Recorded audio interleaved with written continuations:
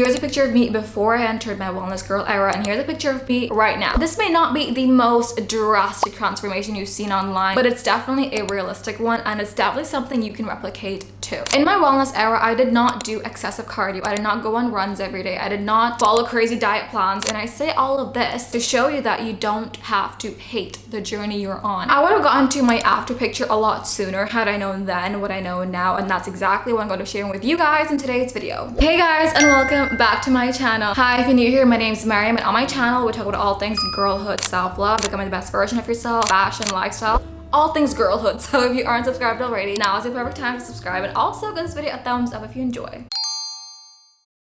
Let me tell you something that honestly might blow your mind. If you don't define what a productive day, what a healthy lifestyle looks like for you, if you actually don't define it to the actual tiniest detail, then how will you know when you're there? Won't you always feel like you're never able to get there? Won't you always feel like you're always behind because you've never actually defined what that looks like?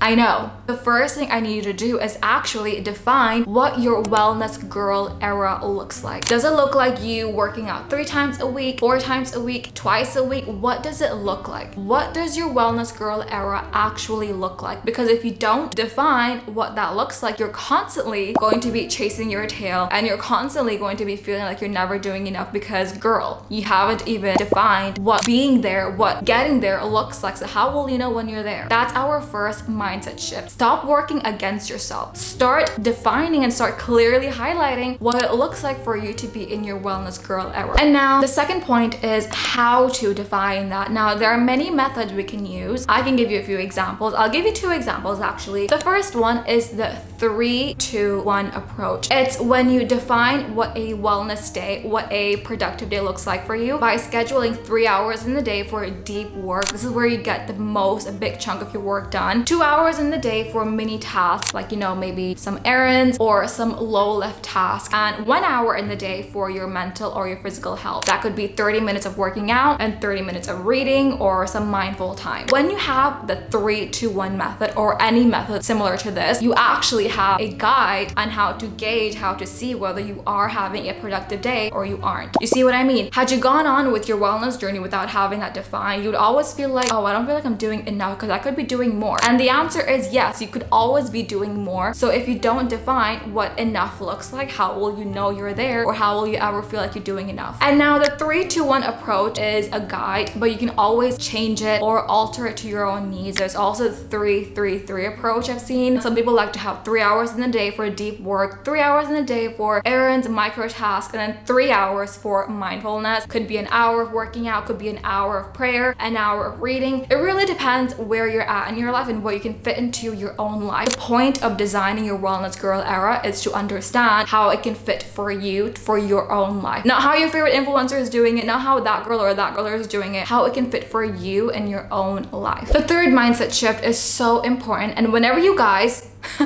I catch you guys making this mistake in my comments, I always point it out. And it's basically when you start to label yourself, oh, I'm just a lazy person, I'm just not an organized person, oh, I'm just this, I'm just that. You constantly label yourself negative things, and then your brain will only allow you to function in the limitations you've set with this label. So you need to stop doing that. Whenever you catch yourself calling yourself lazy, unorganized, unmotivated, all these unnecessary negative things, stop. It's okay to feel low at times, but don't make it your entire personality. Don't do that. There is nothing cute about doing that. There is nothing benefiting you when you do that. Stop labeling yourself negative labels. The fourth mindset shift we need is to build self-trust and to also detach from your ego. You see, bestie, the reason you struggle to stay in check, to stay committed to your fitness journey, your wellness journey, is because you care too much about the wrong things. Your ego is involved too much. For example, the reason you don't want to try is because you're too scared of failing, because you think failing equates to you as a person, your identity being a failure. So you just ignore it altogether to avoid feeling that negative feeling you will feel by failing. When actually, when you fail, you know, miss a day, or you miss a workout, or you just have an off day, you're not a failure, you're human. Your defining moment is not what happened to you. It's what you decide to do with what's given to you, with whatever happens to you. Your attitude in the face of adversity, you know, having an off day, is what will actually define you, what you choose to do. Because it's so easy to keep going when things are going going well, but when things aren't, your attitude there is what defines you. And also when it comes to self-trust, it is so easy to build because you already have the ability to show up on time. If you have an appointment at 4 p.m. or 5 p.m. by your boss or by the hospital, you're always going to make sure you're going to be there because you value that appointment, you value that time slot. So when you tell yourself, I'm going to go out and work out at 4 p.m. or 5 p.m. XYZ day, you need to value that too because you're the one setting it. You need to have that self-trust with yourself to know that you're going to show up for yourself. And self-trust is built by tiny things like setting your alarms and waking up, don't hit snooze, and making your bed every morning. It's the tiny things that you do every single day is what builds self-trust. Or if you do have an off day, that doesn't make your self-trust go away altogether. It just helps you build a stronger one when you choose to actually get back on track the very next day. And finally, here's a tip to help you with your mindset. We all know how important or how impactful journaling is. I love journaling. I've been doing it for a good 5 to 6 years now, and one thing I've come across recently is best case scenario journaling. It's when you wake up in the morning and you journal the best case scenario of your day, like what it would look like, how you would feel, how you would do things. You just literally write it out on paper and then you go about your day and you try to emulate what you wrote. You try to actually live the life you've written on paper, and that really helps with your mindset. Being in your wellness girl era, doing all the things it takes to be in your wellness girl era is not hard. It's just new. The more you do it, the better you get at it.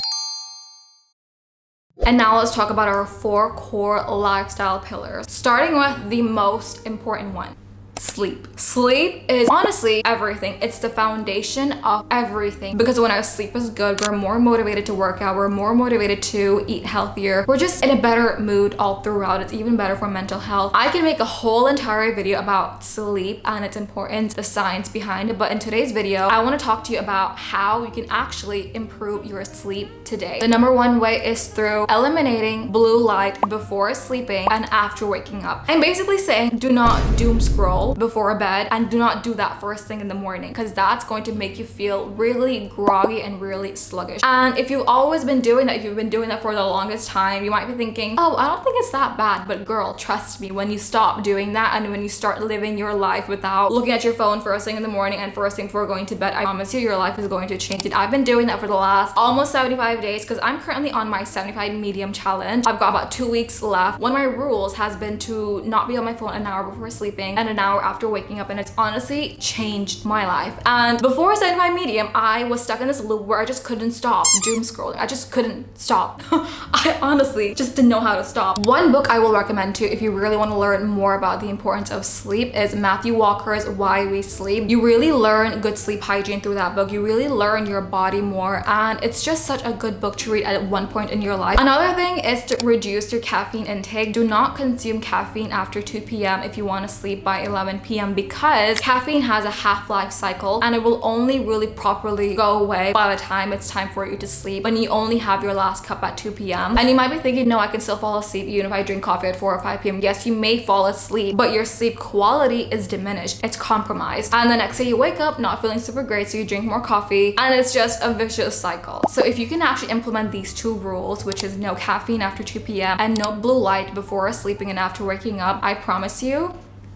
you are going to be a whole new person. Okay, I know we all hear people talk about this, and that is hydration, and that's because it's super important, but I'm going to skim through this really quick because there's really only one thing I've learned, and that is having a water tumbler with a straw. It doesn't have to be a Stanley. You don't have to spend 50 pounds on a water tumbler, but if you have any water tumbler with just a straw, it will help you drink way more water, and water is honestly the cure to everything. And the reason I say to have a water tumbler with a straw is because if you read the book Atomic Habits, and that James Clear says that us as human beings, we're naturally wired to gravitate towards the option with least resistance. So drinking from a water tumbler with a straw is literally only 1 step if you compare it to opening up a bottle, pouring into a glass, and then drinking. That's 3 steps. And I know it sounds, crazy to really go into detail like this for just water, but it honestly makes a big difference. You would be surprised how much more water you'll drink when you have a water tumbler with a straw because it's literally only 1 step. Okay, now let's talk about diet. When it comes to entering your wellness girl era, I would say follow a 80 to 20% diet rule. It's when you eat healthy or you eat whole foods 80% of the time. So if you have 21 meals in a week, 80% of that would be healthy and 20% of that would be about 4 meals. 4 times in those 21 meals, you can have something that that's more of a treat for you. Maybe you have an ice cream after dinner, or maybe you have a cheat meal. I say to follow the 80-20 rule because I find it to be the most sustainable. I mean, currently right now in my 75 medium challenge, it's more so a 95 to 5% because I can only really have one cheat meal a week, which is honestly so hard. I used to have a phase where I would count calories, and it wasn't done in an excessive way. I actually didn't find it to be detrimental to my mental health when I did that, because the reason I was doing that was to learn how many calories I should be eating in a day. And then when I learned, I was able to alter my meals and alter what I would eat during the day. One thing I will say is to stay away from processed foods and try to eat more whole foods, as many whole foods as possible, because when the food is already processed, your body doesn't have to do much work with digesting it, and so you're always going to feel hungry all the time, and then you're always going to consume more food. You know, it's going to lead to weight gain, unnecessary weight gain, because you don't fully feel satiated, you don't fully feel satisfied. So always gravitate towards whole food so you actually are getting the nutrients you need. That brings me to my second point,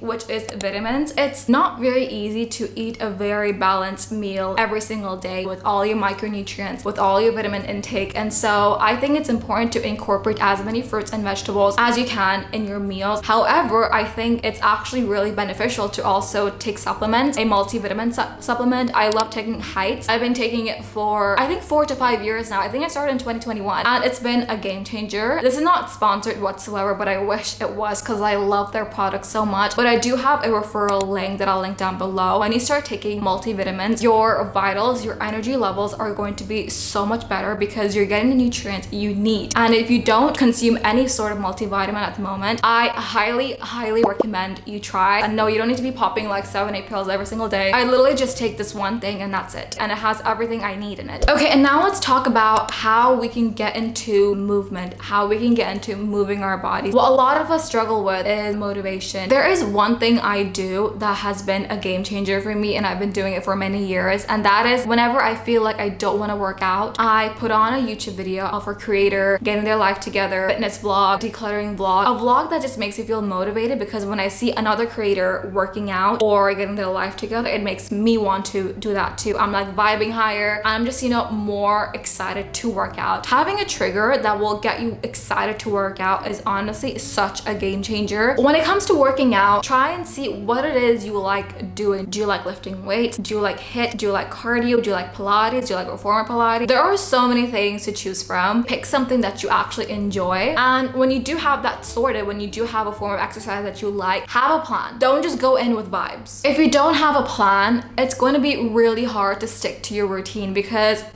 you just lack structure. You can't just say, oh, I'm just gonna go to the gym and see whatever happens. Have a plan, and your plan doesn't have to be this crazy intricate thing, because when you don't have a plan, it makes it harder for your brain to actually get the work done, because like we said earlier, our brains are always going to gravitate towards the path of least resistance. So when you do have a plan, you reduce resistance. I had a phase where I was in love with the gym, lifting weights. I loved it so much for like a good 7 to 8 years, but then I grew out of it, and that brings me to my next point. It's okay to grow out of things. Now I'm full on a 100% reformer Pilates girly, and I've been this way for the last 9 months, and it's not the only thing I do. I also love going on long walks. I also love horse riding. Try and design a plan for yourself that's going to make you excited to go. And when it comes to movement, stick to the plan and not the mood. Discipline is about showing up regardless of how you feel. Discipline is also about showing up your best every single day, and that can look very different depending on how you're feeling. Maybe one day you just have low energy, so you might do a 30-minute workout instead of a 60-minute workout, and that's fine too, because you still showed up. That's what discipline is about. And here are some tiny nudges that will help you feel more motivated every single day. And I found this new thing during my 75 medium challenge of having post-it notes on my wall, and I put 75 post-it notes, and that took a lot of time. But what I love is every single day after I finish my workout, I come back home, I come back into my room, and I remove a post-it note, and that really motivates me. So maybe for you that can be having a checklist, crossing something out of your calendar. Also, I wanted to share one of my unpopular opinion. Something that's very popular in like the wellness space is when people are like, oh, I read 12 books this year, oh, I read 20, oh, I read 50. I think it's great that people can read that many books in a year, and I don't think it's a bad thing. But what I think people would benefit more from is to read a book intentionally, slowly if necessary, and actually act upon the learnings you're learning. Because I feel like if you're just constantly reading and reading and reading and you're not really implementing the learnings into your life, I just feel like, what's the point? I mean, I had my phase where I was reading self-help books constantly, and now I don't read as many, but I still read, and I read slower and I read more intentionally, and I also reread some of my favorite books. The quickest way to actually learn is through like acting upon the learnings. And another thing I want to talk about is extremes. If you're someone right now who doesn't work out at all, and if next week you work out once, you're already doing 100 times better than you are this week. And then from once a week, you can go to twice a week, to thrice a week, to 4 times a week. So I don't think you need to go from 0 days a week to 5 days a week, because that's a bit extreme and it's not easy to keep that up. But I think if you make slow changes, smaller changes, and if you're actually patient with yourself, you'll get way further, and you'll actually be able to stick to your wellness girl routine over when you just do 5 days a week for 2 weeks and then you burn out. So know yourself better, know yourself, know where you're at now, and know how to be kinder to yourself, because negative self-talk is not going to get you anywhere. And now I want to end this video by telling you guys that being in your wellness era is such a blessing. It's such a blessing to want to take care of your body, and you doing that to yourself is one of the softest forms of love, because it's not an instant gratification thing. It takes work, it takes patience, it takes time, but it's all so worth it. And I know I was a bit generic with going through the topics we went through in today's video, but if you want an in-depth video on any of the topics I spoke about, I'm more than happy to do that. So let me know in the comments down below. I love you guys so much, and I'll see you guys next time. Bye. You go